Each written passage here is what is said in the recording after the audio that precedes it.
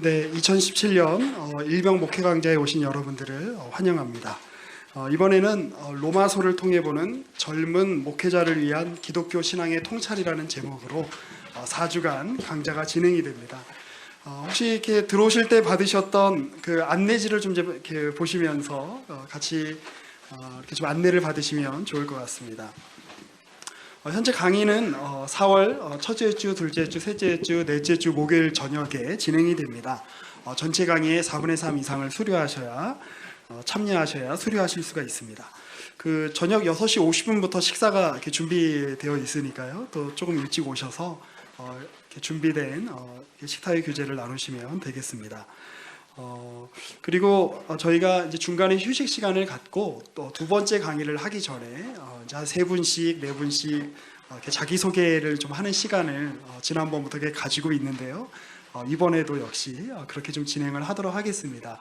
혹시 내가 좀 이렇게 소개를 하고 싶다라고 하는 분들은 저에게 말씀을 해주시면 감사하겠습니다. 3번을 보시면 매주 이렇게 간단한 과제가 나갈 예정입니다. 이렇게 등록하실 때처럼 스마트폰이나 이렇게 인터넷으로 이제 그 작성하실 수 있게 그 위클리 레포트가 이렇게 아마 이제 질문이 이렇게 나갈 텐데요.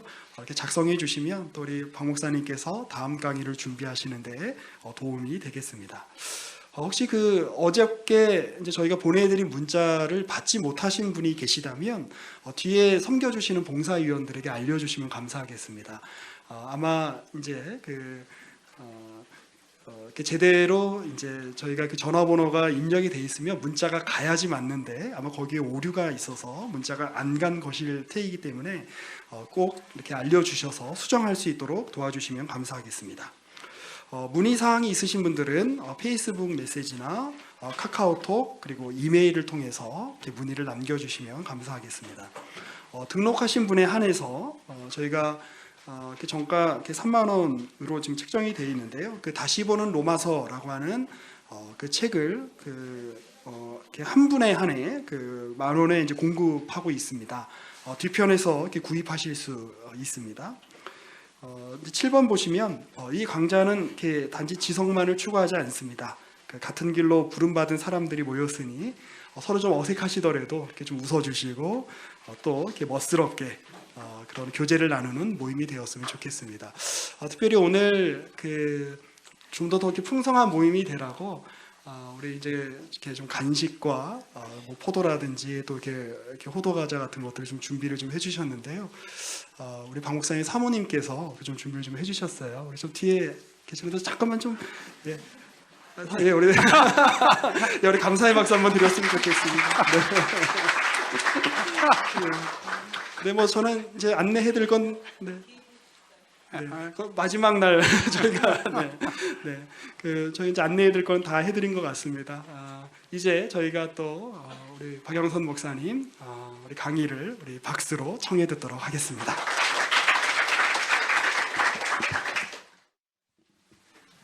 기도하십시다. 하나님 아버지, 우리를 세우셨고 우리에게 하나님의 은혜의 말씀을 부탁하셨으니 우리로 하나님의 기적과 은혜의 손길이 되게 하옵소서.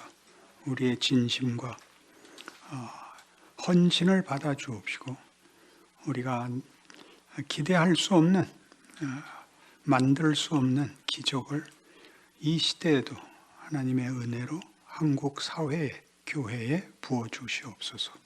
예수님 이름으로 기도합니다. 아멘.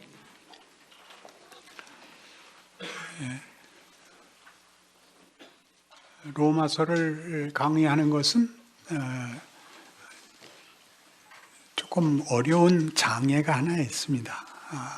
편견에 관한 것인데 누구나 예수를 믿으면, 그리고 좀 열심히 믿으면, 그리고 특별히 신학을 하고 나면 로마서만큼은 잘 알고 있다고 생각하는 것이 하나의 편견이 됩니다. 로마서는 만만치 않은 책인데 너무 쉽게들 단정하고 있어서 우리의 공부 속에서도 많은 질문을 만들어낼 것입니다. 여러분들이 이 자리에서는 부끄러움 없이 또는 용감하게 질문하셔서 우리가 나누는 이 공부가 여러분의 것이 되게 해주시기 바랍니다. 로마서를 4번에 나눠서 하는데 처음 시작하는 것은 1장에서 오늘은 5장까지, 그 다음 주는 6장에서 8장까지, 그 다음에 9장에서 11장까지, 마지막에 12장 이후로 4번을 나눠서 하겠습니다. 여러분은 당연히 여러분이 알고 있는 것들에 대하여 다른 시각을 만날 수도 있고 다른 관점을 만날 수도 있고, 제가 기대하기는 더 넓은 시각을 가지게 되기를 기대합니다. 분명한 것 이상으로 넓은 시각이 요구돼서 여러분들이 분명하고 확실한 것에 매여서 전체 그림을 보지 못했다라는 결론에 이르기를 기대합니다. 로마서 1장에 가보십시다.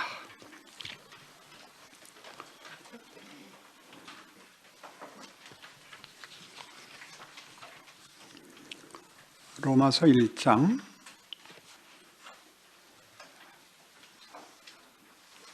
8절부터 보겠습니다. 먼저 내가 예수 그리스도로 말미암아 너희 모든 사람에 관하여 내 하나님께 감사함은 너희 믿음이 온 세상에 전파됨이로다. 내가 그의 아들의 복음 안에서 내 심령으로 섬기는 하나님이 나의 증인이 되시거니와 항상 내 기도에 쉬지 않고 너희를 말하며 어떻게 하든지 이제 하나님의 뜻 안에서 너희에게로 나아갈 좋은 길 얻기를 구하노라. 내가 너희 보기를 간절히 원하는 것은 어떤 신령한 은사를 너희에게 나누어 주어 너희를 견고하게 하려 함이니, 이는 곧 내가 너희 가운데서 너희와 나의 믿음으로 말미암아 피차 안위함을 얻으려 함이라.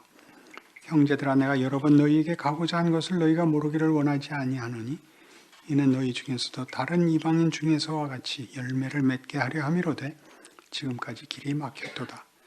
헬라인이나 야만인이나 지혜 있는 자나 어리석은 자에게 다 내가 빚진 자라. 그러므로 나는 할 수 있는 대로 로마에 있는 너희에게도 복음 전하기를 원하노라. 내가 복음을 부끄러워하지 아니하노니 이 복음은 모든 믿는 자에게 구원을 주시는 하나님의 능력이 됨이라. 먼저는 유대인에게요 그리고 헬라인에게로다. 복음에는 하나님의 의가 나타나서 믿음으로 믿음에 이르게 하나니 기록된 바 오직 의인은 믿음으로 말미암아 살리라 함과 같으니라. 복음을 전하길 원하죠. 복음은 무엇으로 설명됩니까? 복음을 다른 말로, 지금 본문에서는 복음은 능력으로 소개되어 있습니다. 복음은 능력으로 소개되어 있습니다. 복음은 복된 소식입니다. 우리의 열심이나 소원이 아니고 복음이 선포되는 겁니다. 그러니까 우리는 복음 앞에 수동적인 입장에 서 있습니다. 근데 그 복음은 능력입니다. 우선 우리가 아는 기독교 신앙을 맨 처음 이해할 때 여러분들이 해야 되는 건 뭐냐 하면 이것이 자격과 조건이라는 한계를 가지지 않는다는 사실입니다. 우선 여기를 열어야 됩니다. 우리는 예수 그리스도의 대속사역과 그의 죽으심과 성경에서 얘기하는 모든 은혜와 구원에 관한 얘기를 다 알고 있는 반면에 이 문제, 전제 조건을 놓칩니다. 그래서 언제나 우리에게 기독교 복음은 좋은 소식이면서 또한 선택이고, 그리고 이분법적으로 두 진영을 갈라놓는 경계가 됩니다. 나는 믿었고 너는 안 믿었다가 됩니다. 늘 은혜를 얘기하는데, 늘 믿음이 은혜라고 얘기하는데 틀림없이 우리는 믿는 자로서 믿지 않는 자보다 우월한 감정을 가지게 됩니다. 답답해하고 설명하려 하며 강요하려고 합니다. 열심을 가지는 것과 내가 헌신하는 것과 나는 가진 자이고 내가 너를 설득해야 된다라고 생각하는 것은 성경이 얘기하는 구원에 관한 설명과는 동떨어진 것입니다. 가장 큰 예를 들어봅시다.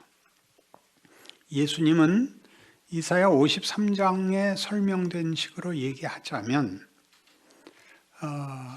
그는 자라나기를 연한 순 같고 마른 땅에서 나온 줄기 같아서 고운 모양도 없고 풍채도 없은지 우리의 보기에 흠모할 만한 아름다운 것이 없도다입니다. 그는 어떤 신성을 가지고 기가 막힌 일을 하러 온 영웅으로 보이지 않습니다. 권력을 가지고 폭력을 가지고 당신의 사역을 행사하시지 않습니다. 그리고 가장 유명하게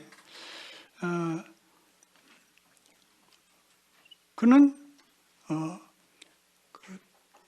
도살장에 끌려가는 어린 양같이 털 깎는 자 앞에 잠잠한 양같이 그 입을 열지 아니합니다.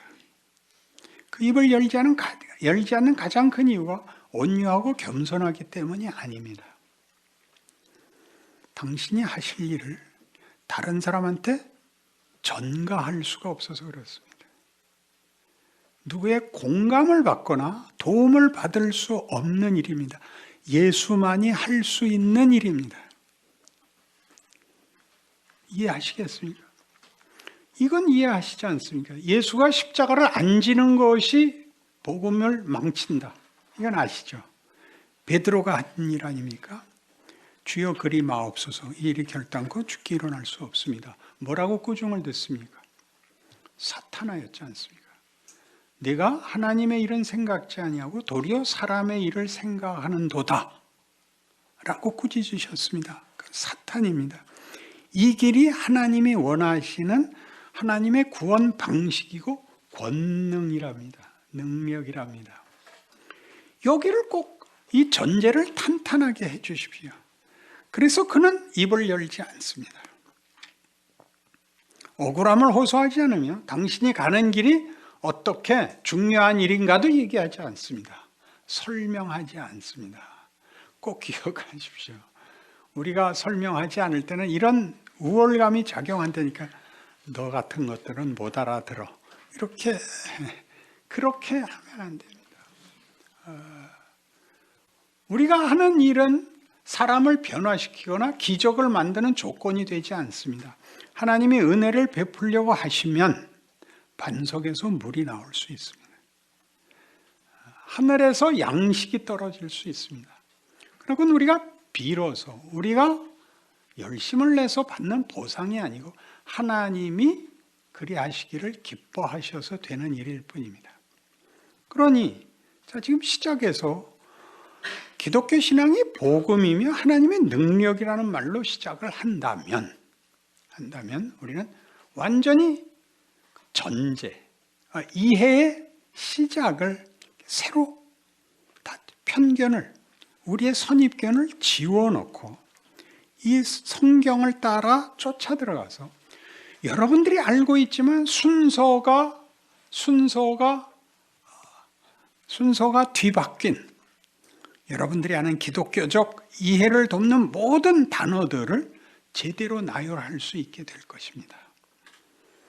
중간에 아무 때든지 이해가 안 가거나 무슨 필요가 있으면 이렇게 손을 드십시오. 이렇게 높이 안 들어 손을 들면 묻고 여러분들이 거기서 어떤 질문이 나오는지 어떤 문제에 혼란을 느끼는지를 자유롭게 얘기하면서 진행할 것입니다.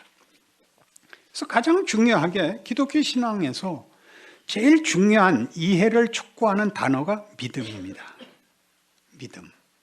믿음이라는 단어만큼 기독교 신앙을 설명하고 또 오해받는 그런 단어도 없을 것입니다.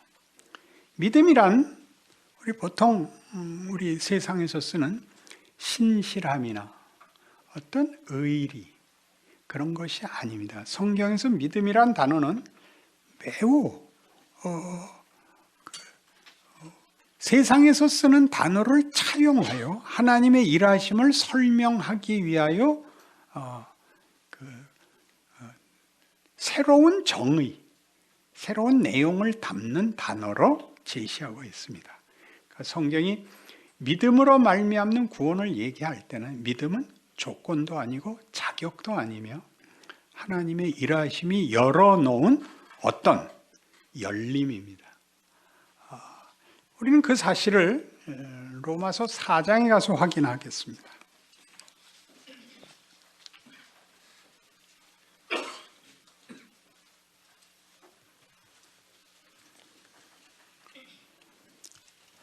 로마서 4장 13절.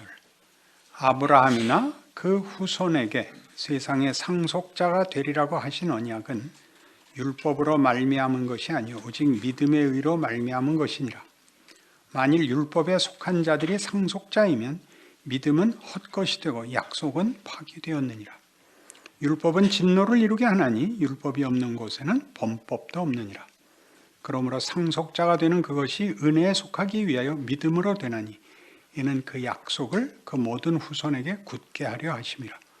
율법에 속한 자에게뿐만 아니라 아브라함의 믿음에 속한 자에게도 그러하니 아브라함은 우리 모든 사람의 조상이라.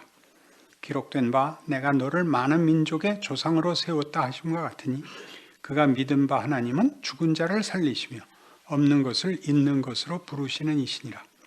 아브라함이 바랄 수 없는 중에 바라고 믿었으니 이는 네 후손이 이가 되리라고 하신 말씀대로 많은 민족의 조상이 되게 하려 하심이라. 그가 백세나 되어 자기 몸이 죽은 것 같고 사라의 태가 죽은 것 같음을 알고도 믿음이 약하여지지 아니하고 믿음이 없어 하나님의 약속을 의심하지 않고 믿음으로 견고하여져서 하나님께 영광을 돌리며 약속하신 것을 또한 능히 이루실 줄을 확신하였으니 그러므로 그것이 그에게 의로 여겨졌느니라. 그에게 의로 여겨졌다 기록된 것은 아브라함만 위한 것이 아니요 의로 여기심을 받을 우리도 위함이니 곧 예수 우리 주를 죽은 자 가운데서 살리신 이를 믿는 자니라. 아브라함이 믿음의 조상이라는 말은 무슨 의미인가 그렇게 얘기합니다.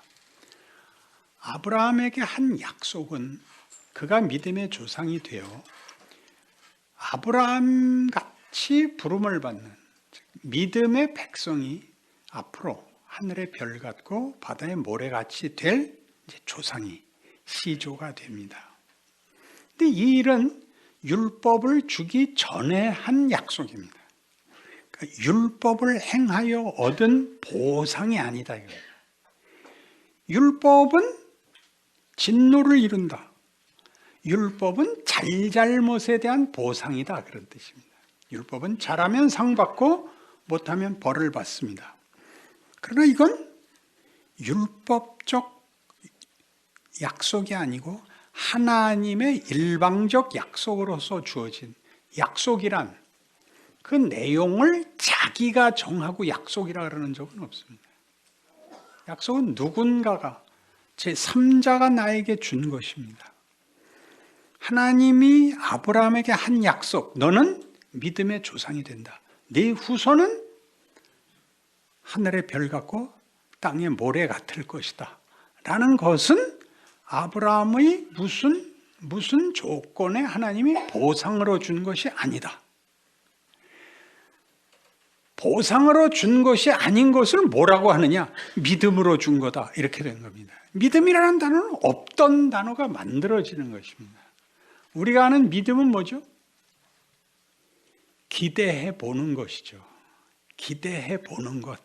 확률이 반반인 것. 확률이 높기도 하고 낮기도 한 것이 믿음인데 여기서는 그렇게 얘기하지 않고 이것이 믿음으로 된 이유는 이 확률을 100%로 만들기 위해서랍니다. 어떻게 나왔죠? 다시 봅시다.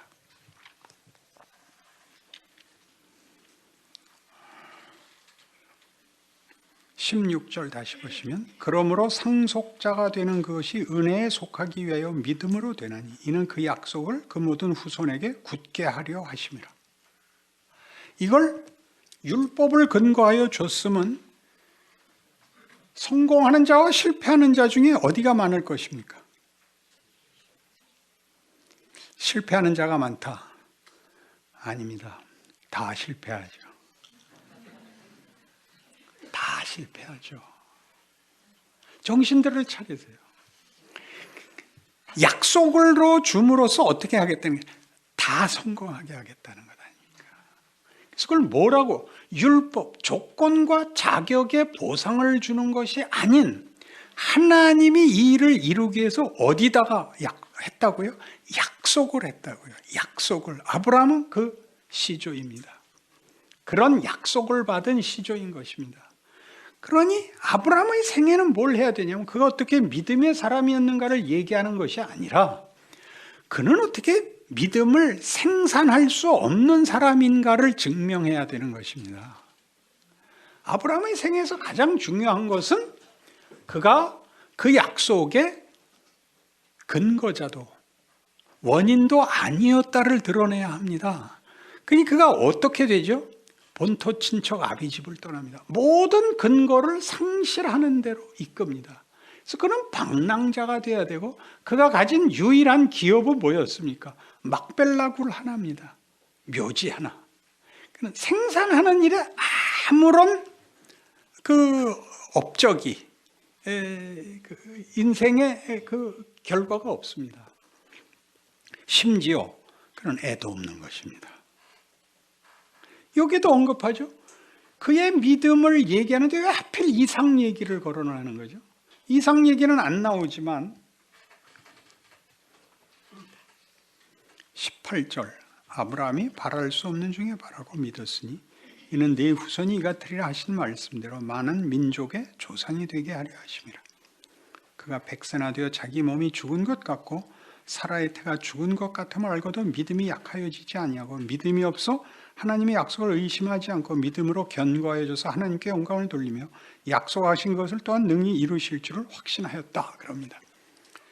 우리로 하여금 당황하게 만드는 구절들입니다. 믿지 않았는가? 믿지 않았는가?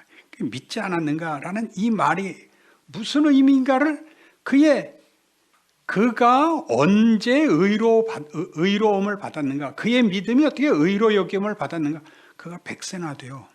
그 나이 많지만 애가 없을 때 믿었다는 거죠. 애가 없을 때 믿어서 애를 낳나요?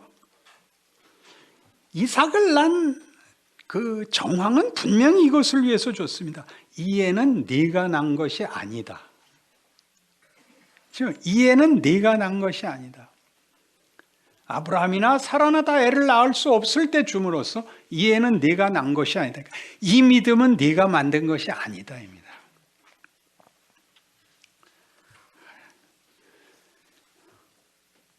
분명히 하고 넘어갈 게 또 있습니다. 그래서 하나님은 이삭을 죽이라 그럽니다. 후손이 하늘의 별 같고 바다의 모래 같으려면 어쨌든 자식이 하나든 둘이든 있어야 낳고 할 거 아닙니까? 그가 자식 없이 죽으면 끝장 아닙니까? 아브라함에게 언제 줘요? 그가 애를 낳을 수 없대 줌으로써 하나님이 누구라는 걸 1차로 가르쳐요. 창조의 하나님임을 가르칩니다. 여기 오늘 본 로마서 4장에 의하면 17절 기록된 바 내가 너를 많은 민족의 조상으로 세웠다 하심과 같으니 그가 믿은 바 하나님은 죽은 자를 살리시며 없는 것을 있는 것으로 부르시는 이시니라. 자, 그래서 믿음에는 가장 중요한 요소가 창조라는 요소가 믿음이라는 단어의 가장 큰 조건이 된다는 걸 알게 됩니다. 창조는 바랄 수 없습니다. 왜냐하면 생겨야 바라죠.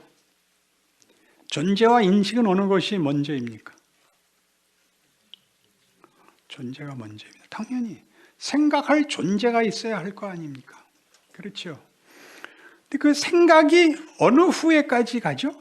인식이 이런 꼴로 살아서 뭐해 하는 자리까지 하죠. 그러니까 인식과 존재는 상호 굉장히 중요한 연결을 가져야 합니다. 그것은 융합되어야 합니다.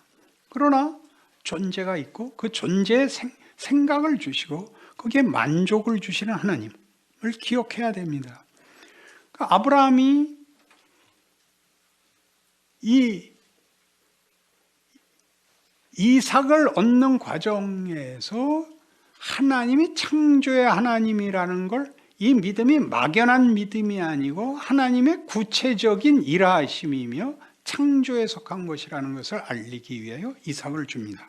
그래서 이삭은 분명히 자기가 만들지 않았다는 아브라함이 기억합니다. 하나 더 시키죠. 이번엔 죽이라입니다. 무슨 뜻인가요? 없어도 된다. 알겠느냐? 이겁니다.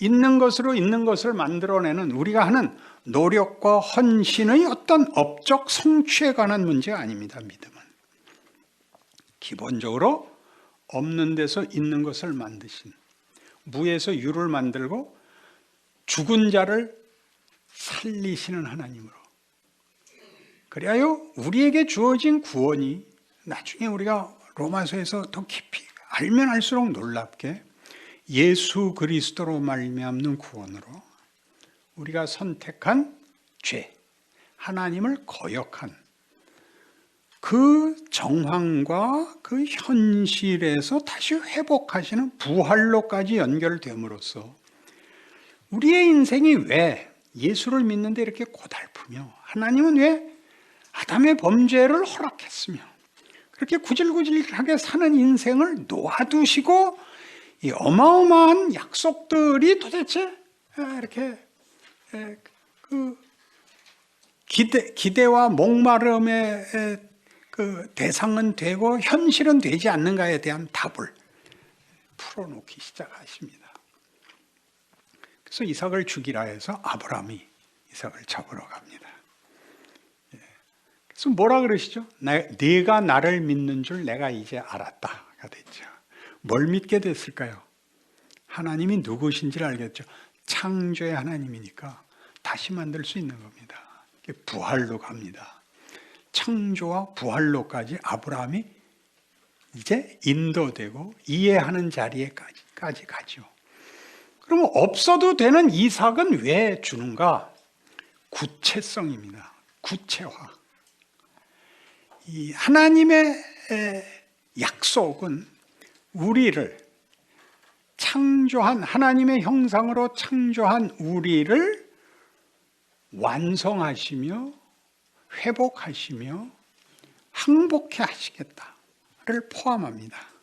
이게 복음입니다. 죄인을 다만 은혜로 하나님의 능력으로 구원하시겠다면 제일 쉬운 방법은 아담이 타락한 다음에 쓸어버리고 새로 만들면 되는 겁니다. 그리고 우리도 우리 현실에서 보는 바와 같이 우리가 대강 믿을 때는 뭐 그렇다 치고 우리가 열심을 품고 하나님 앞에 매달리면 줘야 하는 형통, 완성을 안 주십니다. 그렇잖아요? 아니 나는 줬는데 그런 얼굴로는 여기 왔을 리가 없습니다. 생각해 보십시오. 그렇잖아요? 오죽 답답하면 여러분이 그냥 체념하고 살았으면 안 왔을 것 아닙니까? 소원은 있는데 약속이 분명인데 왜 현실화되지 않는가? 이게 성경이 푸는 얘기입니다. 로마서가 풀어내는 이야기입니다. 여러분 얼마나 알았을 것 같습니까? 로마서를. 여러분이 얼마나 많이 믿음을 강화했을 것입니까? 그리고 보답을 얻지 못했으면 여기까지 밀려왔겠습니까? 이것까지 다 포함하여 하나님의 구원 역사는 우리를 하나님의 목적으로 실체화합니다. 그것은 명분이 되거나 선언이 되거나 감상이 되거나 훈계가 되지 않고 여러분 자신을 만듭니다. 그런 실체를 만듭니다. 여기에 기독교 신앙의 흥미진진함이 있습니다. 드라마 속에 들어가는 겁니다. 사전의 가치를 아시죠? 사전을 찾으면 모든 단어가 있습니다. 뭐가 있습니까? 모든 단어를 찾으면 뭐가 나옵니까? 단어에 정의가 나옵니다. 사전에 없는 건 뭡니까? 스토리가 없습니다. 그죠? 스토리가 없으면 드라마라는 것이 없는 것입니다. 거기는 어떤 인간의 갈급한 가치나 눈물이나 진정성 같은 것은 없습니다. 소설에 있습니다. 소설엔 모든 단어가 있지도 않고 가나다순으로 배열되어 있지 않습니다. 여러분은 뭘 원하십니까? 사전이 되고 싶으십니까? 소설이 되고 싶으십니까? 소설이 됐다, 사전이 됐다 그러고 싶지 않습니까? 남에게 옳은 소리 할 때는 사전이었다가 지 인생을 소설로 사는데 재미있을 때는, 좋을 때는 소설로 가고 힘겨울 때는 사전으로 오고 그랬으면 제일 좋겠죠. 설교를 그 명백한 명분을, 교훈을 나열하는 것으로 설교를 했다고 생각하면 여러분 설교를 모르는 것입니다. 하나님의 일하시는 방법을 모르는 것입니다. 설교는 틀림없이 소설이어야 됩니다. 어떻게 소설이어야 되느냐? 여러분이 소설 속에 있기 때문에 소설이 됩니다.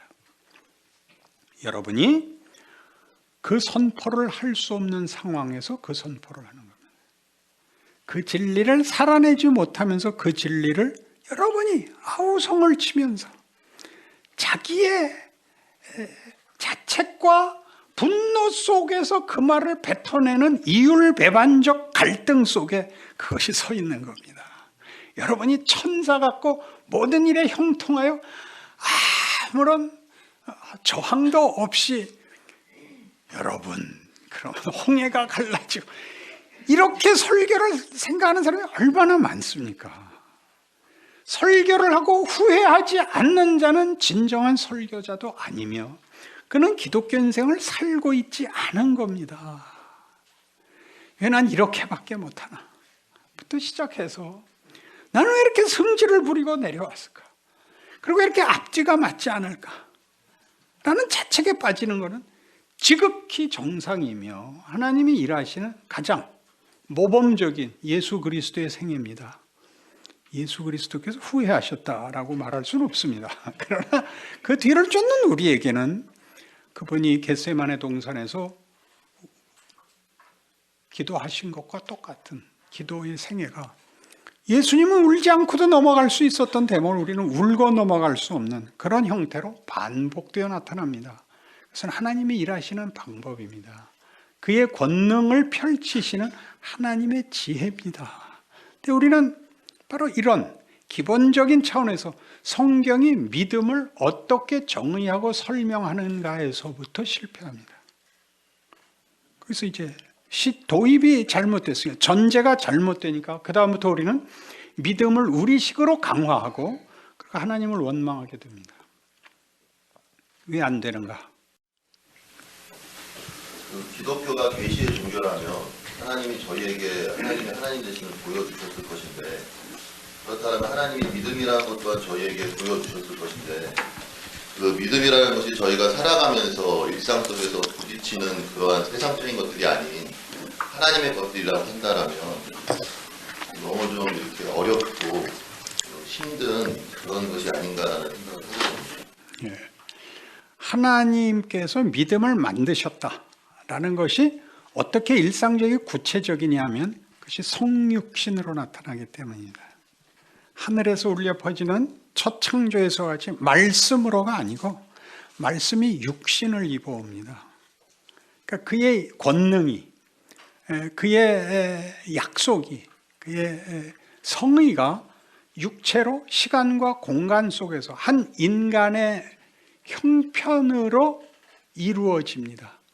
눈물과 피땀으로 만들어집니다. 그래서 그 믿음은 한 번 선포되어 이렇게 열린 문이며 예수가 걸어가심으로써 우리도 그 길을 따라 당연히 걸으며 예수 안에서 얻어진 운명을 그 안에서 우리에게 친히 담는 것으로 이제 나타나게 됩니다. 오늘 5장 할 때 설명을 조금 더 하겠습니다. 그러나 지금 질문하시는 것 같이 여러분이 이렇게 질문을 해 주셔야 그 차이를 생각의 안목과 이런 이해를 비교할 수 있습니다. 하나님이 다 하신다 그러면 우리에게는 굉장히 추상적이고 시공간을 초월한 것으로 자꾸 보이는데 구원은 예수께서 시간과 공간과 육체로 만들어내십니다. 첫 창조와 다릅니다. 여기서. 그래서 우리에게도 예수가 구원을 이렇게 육체로 이루신 것 같이 피땀 흘려 이룬 것 같이 그의 믿음을 우리의 생애 속에서 피땀 속에서 눈물과 한숨 속에서 만들어 가십니다. 하나님이 만드십니다. 그러니까 우리가 믿음을 가졌으면 믿음이 없는 사람보다 좋은 조건과 정황을 가지는 것이 아니라 동일한 정황 속에서 담기는 내용이 다릅니다. 조금 나중에 더 설명하겠습니다. 그래서 우선 급한 이 이야기, 약속이라고 얘기함으로써 이 약속의 성취는 아브라함에게서는 없었던 것입니다. 이 약속이 하나님의 창조의 그 요소 속에, 창조라는 능력 속에 있는 것이라는 것은 이삭을 얻음으로써 알았지만 그 구체적인 내용을 다 알 수는 그도 없었고 그것의 기원이 될 수도 도움이 될 수도 당연히 없는 겁니다. 그는 이 약속의 첫 수혜자입니다. 이 문제는 갈라디아서 3장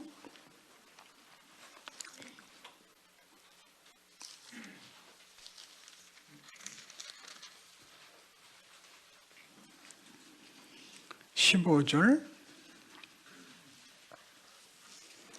형제들아 내가 사람의 예대로 말하노니 사람의 언약이라도 정한 후에는 아무도 폐하거나 더하거나 하지 못하느니라. 이 약속들은 아브라함과 그 자손에게 말씀하신 것인데 여럿을 가리켜 그 자손들이라 하지 아니하시고 오직 한 사람을 가리켜 네 자손이라 하셨으니 곧 그리스도라. 내가 이것을 말하노니 하나님께서 미리 정하신 언약을 430년 후에 생긴 율법이 폐기하지 못하고 그 약속을 헛되게 하지 못하리라. 만일 그 유업이 율법에서 난 것이면 약속에서 난 것이 아니리라. 그러나 하나님이 약속으로 말미암아 아브라함에게 주신 것이라. 그런즉 율법은 무엇이냐? 범법함으로 더하여진 것이라. 천사들을 통하여 한 중보자의 손으로 베푸신 것인데 약속하신 자손이 오시기까지 있을 것이라. 그 중보자는 한 편만 위한 자가 아니나 하나님은 한 분이시니라. 그러면 율법이 하나님의 약속들과 반대되느냐? 결코 그럴 수 없느니라. 만일 능히 살게 하는 율법을 주셨더라면 의가 반드시 율법으로 말미암았으리라. 그러나 성경의 모든 것을 죄 아래 가두었으니 이는 예수 그리스도를 믿음으로 말미암는 약속을 믿는 자들에게 주려 함이라. 여기도 계속 약속입니다. 근데 아브라함에게 준 약속은 그 약속의 실체가 언제 나타나냐면 예수에게서 나타납니다. 16절 이 약속들은 아브라함과 그 자손에게 말씀하신 것인데 여럿을 가리켜 그 자손들이라 하지 아니하고 오직 한 사람을 가리켜 네 자손이라 하셨다. 이 자손들이라는 복수로 약속되어 있지 않고 단수로 되어 있다는 거죠. 네 자손이 하늘의 별 같고 땅의 모래 같으리라가 단수로 되어 있으므로 예수 그리스도로 말미암는 인류의 구원으로 이미 약속이 그렇게 되어 있었다는 것이죠. 그리스도의 오심으로야 실체화될 것을 아브라함은 무엇으로만 갖고 있었습니까? 약속으로만 갖고 있었습니다.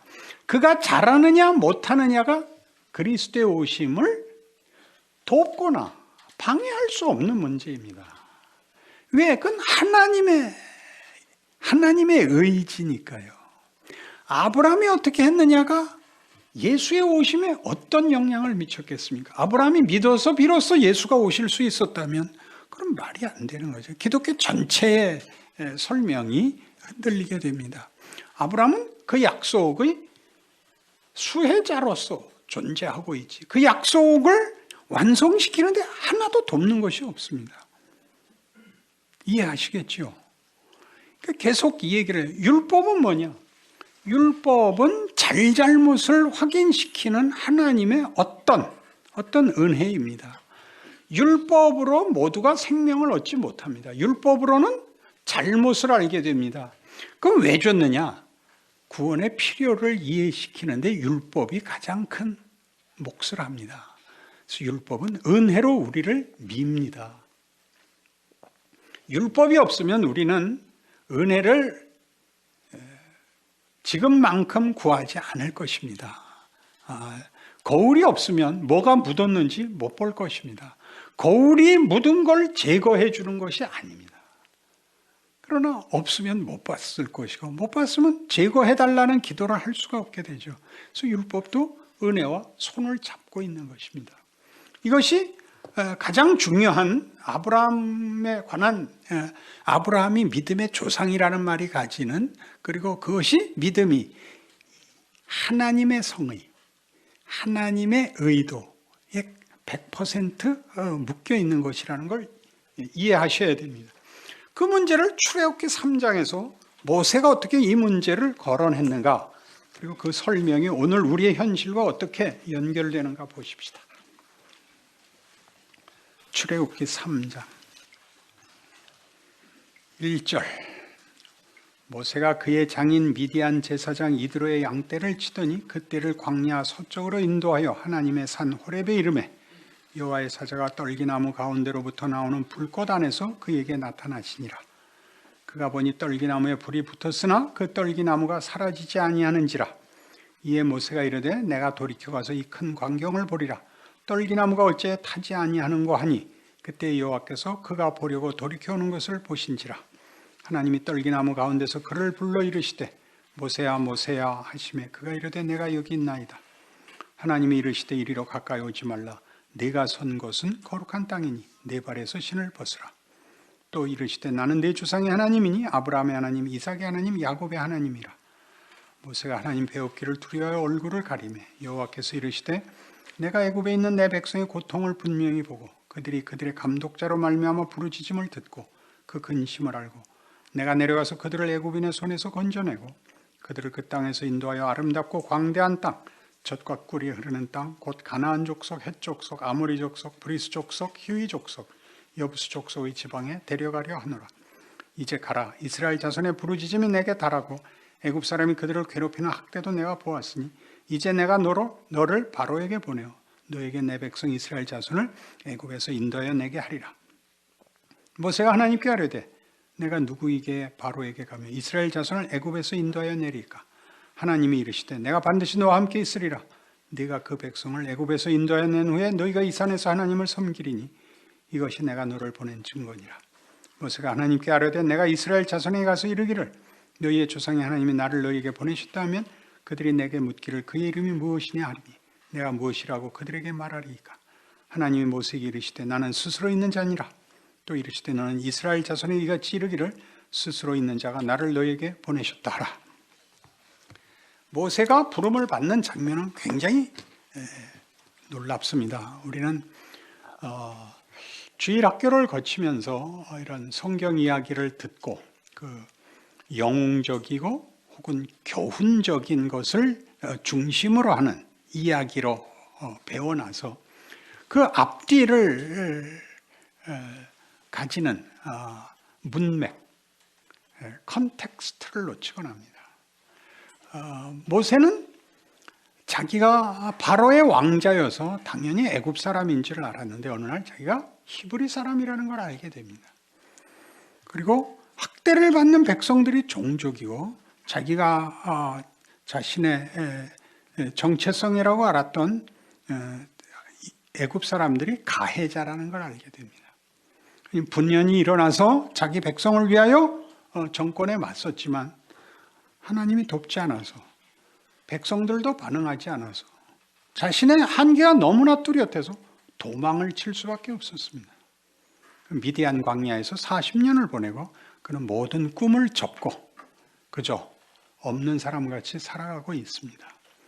그는 이 호렙산에 그 목축업자들이 그러듯이 그 가축을 이끌고 가서 한 곳에서 한 일주일간이나 풀어놓으면 거기 있는 풀을 다 먹어치워서 그 다음 목초지로 옮기고 해서 호렙산까지 옵니다.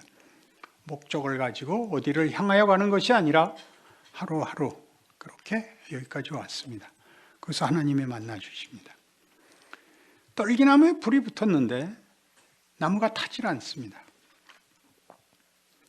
나무가 연료로 불을 유지하지 않고 있단 말입니다. 자기가 알고 있었던 어떤 결과를 만들어내려면 있어야 되는 원인이 없이 결과가 빛을 내고 있는 겁니다. 이상하지 않습니까? 말이 안 되는 것 아닙니까? 하나님이 나타나십니다. 내가 내 백성을 너를 보내어 구원하겠다. 모세로서 당황한 건 이게 말이 되질 않습니다. 그러려면 40년 전에 하셨어야죠. 그때 아니었으면 40년 전에 최소한 손잡고 40년 동안 준비를 해 주셨어야죠. 하나님과 모세가 준비를 했어야 되는데 모세는 그때에서 정열마저도 없는 자리에 왔습니다. 오히려 후퇴해 있지 않습니까? 나이로나 의기로나 뭐로나 다 후퇴해 있습니다. 하나님이 이제 와서 하나님이 하시는 게 아니라 모세 보고 가서 구원해 내렵니다. 말이 안 맞죠. 그가 말한 이 말이 중요하죠.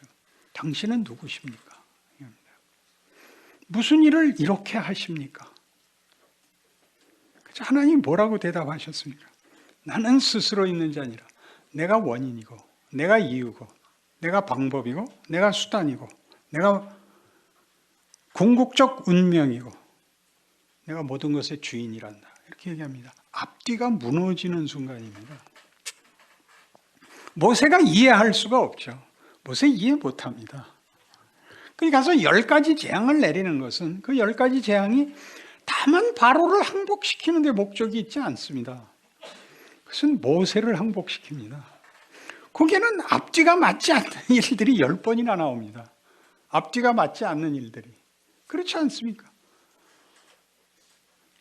나일강이 피가 된다든가 무슨 메뚜기 떼가 날라온다든가 하루아침에 없어진다든가 홍해가 두 쪽이 난다든가 하는 일들이 기적이라는 말로 여러분이 원하는 것을 쉽게 얻으려고 그러지 마시고 이 세상이 보이는 것을 원인으로 하여 내용이 채워지는 것보다 크다라고 하는 기독교의 복음에 귀를 기울여야 합니다. 아무 데서나 어디서나 하나님이 가장 기뻐하시는 내용을 담을 수 있다. 여기에 우리가 아멘을 하는 것입니다. 한번 연습 삼아 해보실까요? 아멘을 기원형으로 하지 마시고 주문으로 하지 마시고 여러분의 삶이 여러분의 경험들이 나중에 다 일을 합니다. 모세가 나중에 자기 백성들을 구원해서 광야 생활하는 40년 동안에 제일 죽어나는 게 뭐냐면 이스라엘 백성들이 못나게 구는 겁니다. 같이 받지 않습니까? 같이 10가지 재앙과 홍해를 건너는 것과 만나와 메추라기와 불기둥과 구름기둥을 보는 거 아닙니까? 그 모든 일에 가장 사소한 어려움을 가지고 원망합니다. 물이 없다. 힘들다. 이 동네는 수박도 없고 도마도도 없다. 그래서 원망을 하는데 원망할 때마다 뭐라고 원망하는지 아십니까? 옛날이 낫다. 애굽이 낫다. 여러분들도 이 생각 해보셨을 거라고 생각하는데 왜 일찍 믿었는고? 죽은 다음에 천국으로 갈 보험으로 죽기 5분 전에 조금 더 양보하면 5일 전에 그래서 이 고생 안 하고 살다가 이 고생은 뭐죠? 믿지 않는 자들보다 더한 고생. 믿지 않는 자들과 우리가 우리가 차이나게 잘하는 거 없는데 크게 잘하지 못하는 거는 어떻게 우리도 참겠는데 그것이 갖는 고통은 훨씬 크잖아요. 세상 사람들과 똑같이는 안 살아요. 조금 더 낮게 사는데 고통은 더 크잖아요. 세상 사람은 그 고통이 없잖아요. 당연시하는 죄를 짓는데 우리는 고통스럽잖아요. 그러기 싫잖아요. 기도하잖아요. 근데 안 되잖아요. 응답을 못 받잖아요. 그걸 40년 동안 그 꼴을 봅니다. 왜 꺼냈냐? 가데스 바네아에서 정탐꾼 보내고 보고받았을 때는 돌로 쳐 죽이자고 합니다. 그 위기를 면하고 다시 무리바 사건, 물을 달라. 하나님께서 반석에게 명하라. 모세가 뿔따구가 나가지고 반석을 치죠. 무슨 뜻밖의 징계를 받습니까? 너 백성들 앞에서 나의 거룩함을 나타내지 아니하였으므로 약속의 땅에 못 들어간다. 이렇게 됩니다. 그게 뭐가 그렇게 커서요? 시편 106편에서 그 사건을 승질을 부린 것 정도가 아니라 그 입으로 못할 소리를 했다고 되어 있습니다.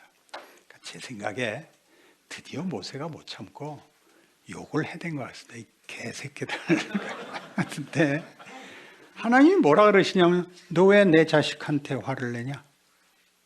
그렇게 말하는 장면입니다. 무슨 말인지 아시겠습니까? 믿음이라는 것이 무엇을 하는 건지, 어떻게 하나님이 우리에게 약속한 것을 이루는 그 모든 것을 이 단어로 새롭게 주었는지 아시겠습니까? 그게 믿음입니다. 그것이 그래서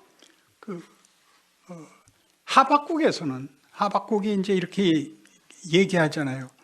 왜 불의한 자들이 횡포를 부리고 폭력을 일삼고 있어서 의인들까지 다 손해를 보게 보고만 계십니까?